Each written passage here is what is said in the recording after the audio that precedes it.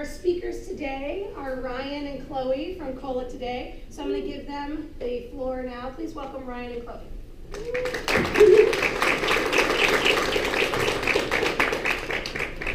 All right, good morning, everybody. How you doing?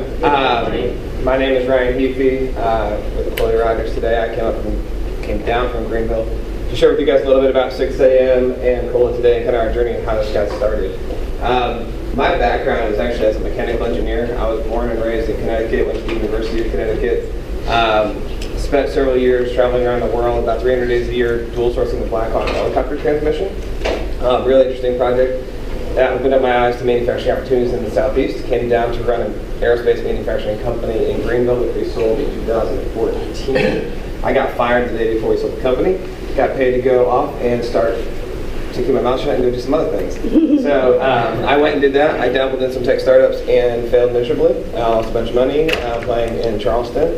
And about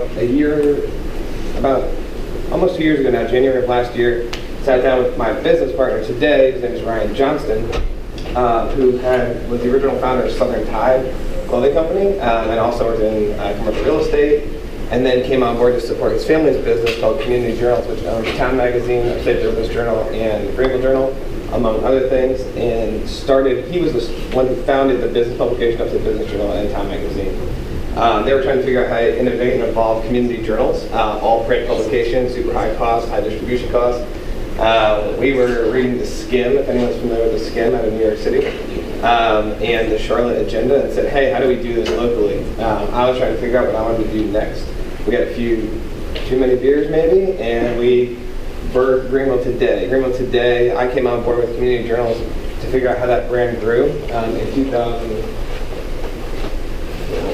In July 2016, we launched Greenville Today after about 3 months of figuring out how to monetize a digital media product on a local level. And I think we figured it out. Greenville Today has really been our proof of concept. I'm going to talk a little bit about the journey from Greenville Today to Cola Today and where we're going next. Basically what happened at Community Journals, they were spending so much money in overhead and content creation. When you have an employee that you're paying $45,000 a year and they're putting out one story a week, if you do the math, you're paying like $800 a story. Today, in our product, we're trying to put out 180 pieces of content a week with 3 people in a market, which is just a game changer for how print media works. These are the old ways we connected it. Now we want to deliver the product to you where you are, because people want to consume stuff globally. What are we? Greenville Today, or 6 a.m. City rather. We basically created a platform where we aggregate, curate, and condense the best things you need to know in your market every day. So events and news and everything that's going on. We've created a platform where you are the publishers of the content. So if you're out participating at 1 Million Cups this morning and you take a picture of me and it looks really good, Chloe might decide that that's something that's worth sharing on our platform. Probably won't happen, but I'm optimistic. So we really, basically, if you think about it, we consume all the news and everything that's going on in the market. We cut through the BS and deliver it to you in a fun conversational tone in the morning. When we started, my business partner loves this slide. I don't even get the humor, to be honest with you. But basically, when we went to start this, we were looking at, we were nervous. We were going to go through something in the market that we had no idea if it was going to stick or not. And we kind of took a huge leap of faith through something out there, and it gained traction extremely quickly. We've actually paid $0 in marketing for this product in either market. It's about 150,000 people in our audience between Greenville and Columbia already after just 18 months. One other thing that was really exciting for us when we went to start, at the time, Charlotte Agenda was the only competitive platform that was out there. Immediately after us, the Denbrite started. There's Whereabout US, which started the new Tropic and the Evergrey, and Spirit Media now owns Denbrite, Incline, and Billy Penn. These are all in NFL cities, we call them huge major cities. This is entirely funded by huge media backing.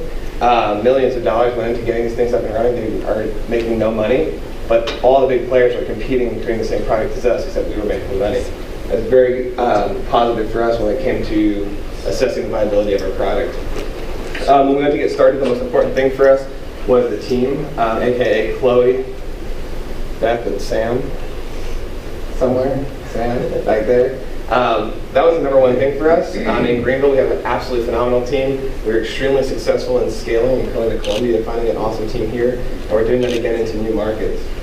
We built a team, we launched social media 60 days prior to going to hit market. That social media is our user acquisition base. We try to let people know that we're coming, so when we launch, we actually have an audience. When we launched in Greenville, we only had an email. When we launched in Columbia 6 months ago now, was the first time we introduced the website. The website is something that's evolving for us. It hasn't been a priority, but when we came to Columbia, we realized some struggles. We did not have enough inventory to sell advertising. So we needed to create a website, which added advertising opportunities for us as a company to increase our revenue. In Greenville, one cool thing with our history and our background community journals, we were able to sell $500,000 pre-launch in advertising. When we came to Columbia, that wasn't quite the same story. We struggled significantly with the cart ahead of the horse, meaning that we were trying to sell advertising and the agencies were going, well, what the hell am I going to deliver this to, because you have no audience. We've now figured out how to get around that hurdle, and we have actually hired a growth manager for the company to focus on pre-launch audience development, and we have a very, very good position going forward on that. A lot of strong partners. The other thing that's really exciting for us is that we have partners who bought in Charleston and Asheville, our next markets, as advertisers that are already committed. So we've set up a multi-market buy opportunity by scaling.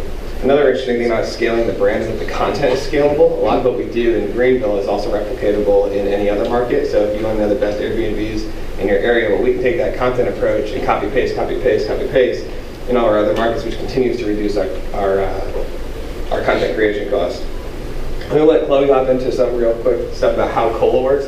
There's a lot that goes into this product. We're trying to do this as fast as possible. And then at the end, we'll hop back into some questions and I can dig in and share a little bit more. Yeah, Chloe, engagement editor at Cola today. Real quick, I know the 6 minutes is already up, so I'll flip through this. As you can see, our following has grown exponentially over the past 6 months. What's something that's really cool about our audience is that they're very engaged.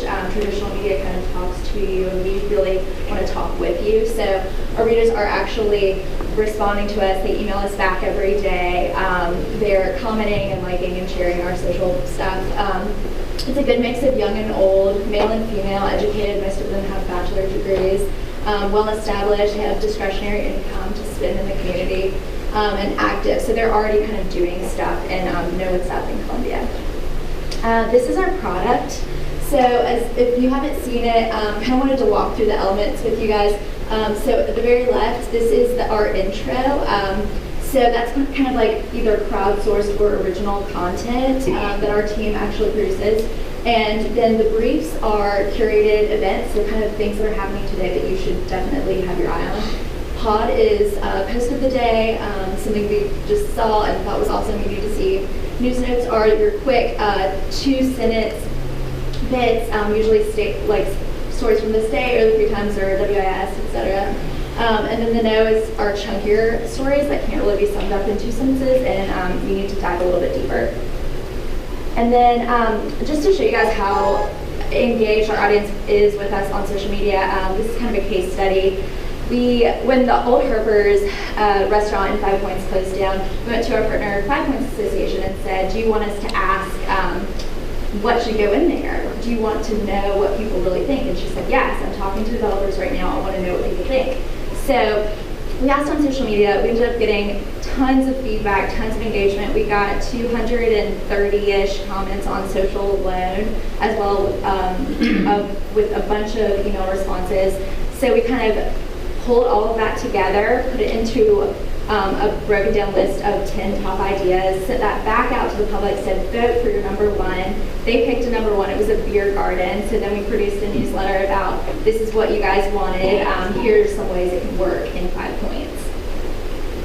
And then a challenge with us is kind of keeping our very young, trendy-ish, I guess I would say, voice, but also being a repeatable news source. So we use emojis, and we've gotten feedback that use way too many emojis, but then some people say, I love the emojis. And then we use some acronyms, and you might be familiar with the less family-friendly acronym AF. And we actually haven't cross that yet in Columbia, but I know Greenville got in trouble with it in their market. So it's just an interesting way of how the market kind of decides what you can and can't do and how we can kind of push our brand. And we do it all with a team of 3, which is really cool. I'm the editor. We have 2 awesome producers, Beth and Sam. You probably recognize their names from the newsletters.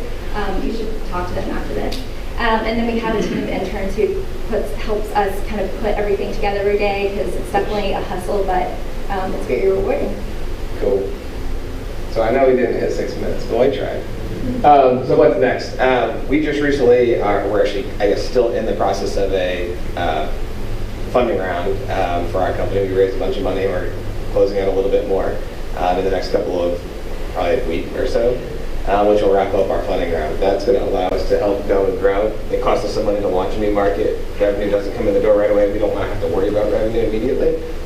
We have to put the people in place 60 days before the market truly launches anyways. So recognizing that, we went out and raised a little bit of cash. We are currently in the process of launching Charleston and Asheville, both to go live on February 1st.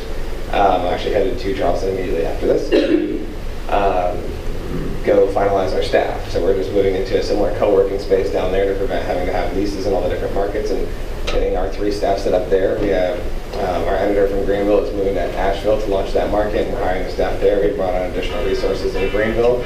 Just opened a headquarters office. And then we have some other markets after that that are coming shortly. But from a focus, we're sticking in the Southeast. We try to stick to tier 2 markets.